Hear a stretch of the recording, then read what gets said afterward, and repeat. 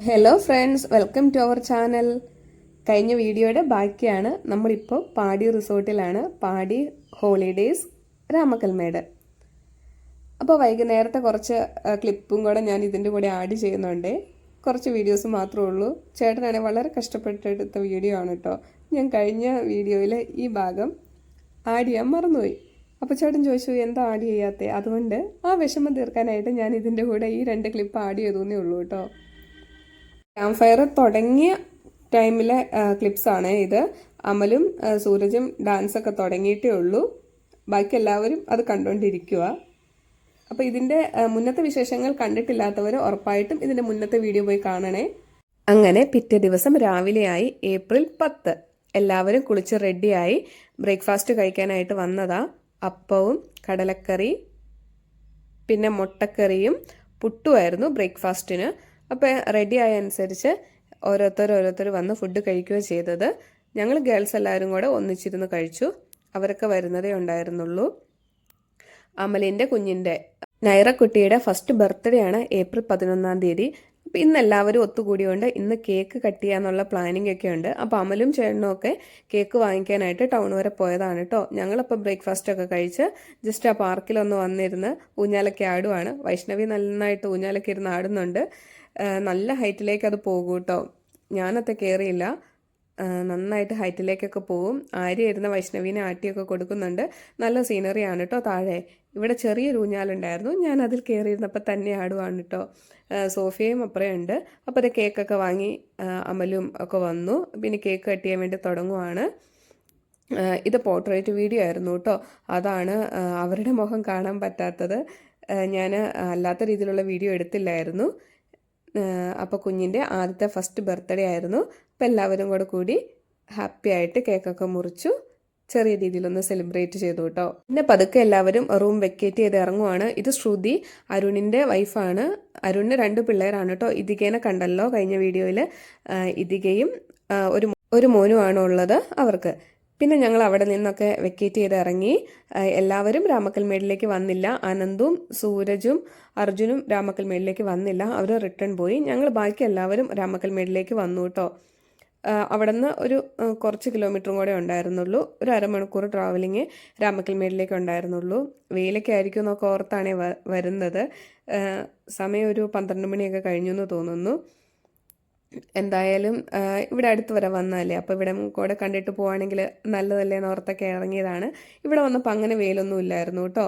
എല്ലാവരും അപ്പോൾ അവിടെ കാറൊക്കെ പാർക്ക് ചെയ്യാൻ സ്ഥലമുണ്ട്. പാസ്സൊക്കെ എടുക്കണം. അതൊക്കെ എടുത്തിട്ട് എല്ലാവരും രാമക്കൽമേട് കാണാനായിട്ട് പോകുക. അപ്പോൾ പോകുന്ന വഴിക്ക് ഉപ്പിലിട്ട മാങ്ങയും പൈനാപ്പിളും ഒക്കെ ഉണ്ടായിരുന്നു. അപ്പോൾ അതെല്ലാവരും വാങ്ങി കഴിക്കുവാണ്. എനിക്ക് ഭയങ്കര ഇഷ്ടമാണ് കേട്ടോ പൈനാപ്പിളും മാങ്ങയൊക്കെ അങ്ങനെ കഴിക്കാനായിട്ട്.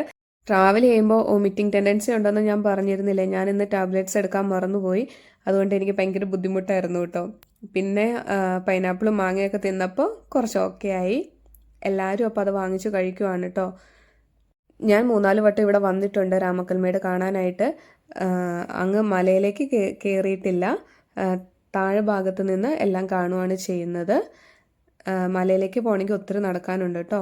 കുറവനും കുറവത്തിയൊക്കെ ഇരിക്കുന്നത് കണ്ടോ. ഇത് പുതിയതായിട്ട് പണിതതാണ്. ഒത്തിരി നാളായില്ല.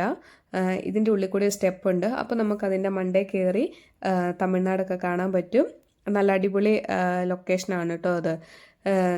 നല്ല സീനറിയാണ് അവിടെ നിന്ന് കാണുമ്പോൾ. ഒത്തിരി സ്റ്റെപ്പൊന്നുമില്ല, കുറച്ച് സ്റ്റെപ്പേ ഉള്ളൂ. അപ്പോൾ അതെല്ലാവരും കയറി പോകുവാണ്. അങ്ങനെ ഞങ്ങൾ ഏറ്റവും മുകളിലെത്തി. നല്ല കാറ്റാണ് ഇവിടെ. ഇന്ത്യയിലെ ഏറ്റവും കൂടുതൽ കാറ്റ് വീശുന്ന സ്ഥലങ്ങളിൽ ഒന്നാണ് ഈ രാമക്കൽമേട്. ഇവിടെ കാറ്റാടിപ്പാടങ്ങളൊക്കെ ഉണ്ട്. കാറ്റാടിപ്പാടം കാണാനൊന്നും ഞങ്ങൾ പോയില്ല. ഇവിടം വരെ മാത്രമേ വന്നുള്ളൂ. നല്ല ഭംഗിയില്ലേ കാണാനായിട്ട്. അങ്ങ് അകലെ കാണുന്നത് തമിഴ്നാടാണ്. നമുക്ക് തമിഴ്നാട്ടിലെ പച്ചക്കറി കൃഷികളും കാര്യങ്ങളും ഒക്കെ ഇവിടെ നിന്ന് ഇങ്ങനെ നോക്കിയാൽ കാണാം. താഴെ നല്ല നിരപ്പായിട്ട് കിടക്കുന്നത് കണ്ടോ. നല്ല ഭംഗിയില്ലേ കാണാനായിട്ട്. മാങ്ങയും പൈനാപ്പിളും ഒക്കെ വാങ്ങിയത് കയ്യിലുണ്ടായിരുന്നു കേട്ടോ. എല്ലാവരും അത് കഴിച്ചുകൊണ്ടാണ് ഇരിക്കുന്നത്.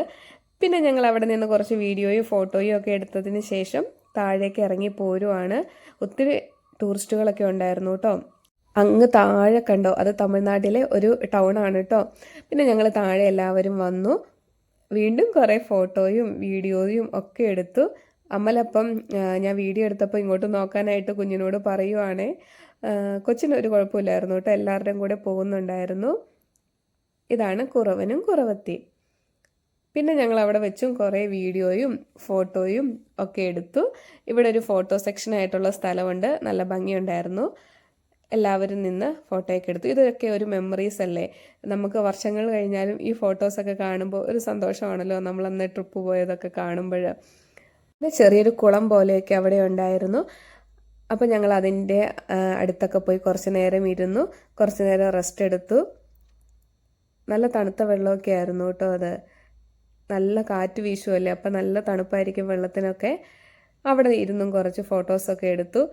തേത്രായുഗ കാലത്ത് സീതയെ അന്വേഷിച്ച് ശ്രീരാമൻ ശ്രീലങ്കയിലേക്കുള്ള യാത്രാമധ്യേ ഇവിടെ ഇറങ്ങിയിരുന്നു എന്നാണ് ഐതിഹ്യം. സേതുബന്ധനത്തിനായി രാമേശ്വരം തിരഞ്ഞെടുത്തത് ഇവിടെ വെച്ചായിരുന്നു അത്രേ. ശ്രീരാമന്റെ പാദങ്ങൾ പതിഞ്ഞതുകൊണ്ടാണ് ഈ സ്ഥലത്തിന് രാമക്കൽമേട് എന്ന് പേര് വന്നത്. അതാണ് ഒരു ഐതിഹ്യം. ഇതിന്റെ മറ്റൊരു ഐതിഹ്യം എന്താന്ന് വെച്ചാൽ, ഈ മേട് കണ്ടോ, മേടിന് മുകളിലെ കല്ലുമേൽ കല്ലുമായി ബന്ധപ്പെട്ടതാണ്. വനവാസകാലത്ത് പാണ്ഡവന്മാർ ഇവിടെ വന്നപ്പോൾ ദ്രൗപദിക്ക് മുറുക്കാൻ ഇടിച്ചു കൊടുക്കാൻ ഭീമസേനൻ ഉപയോഗിച്ചത് ആ കല്ലുകൾ ആണ് എന്നാണ് അറിയപ്പെടുന്നത്. അങ്ങനെയും ഇതിനൊരു ഐതിഹ്യം ഉണ്ട് കേട്ടോ. ആ മലയിലേക്കൊന്നും ഞങ്ങൾ പോയില്ല, ഒത്തിരി ആൾക്കാർ നടന്നു പോകുന്നുണ്ടായിരുന്നു കേട്ടോ. പിന്നെ ഞങ്ങൾ അവിടെ നിന്ന് തിരിച്ചു പോരുവാണ്.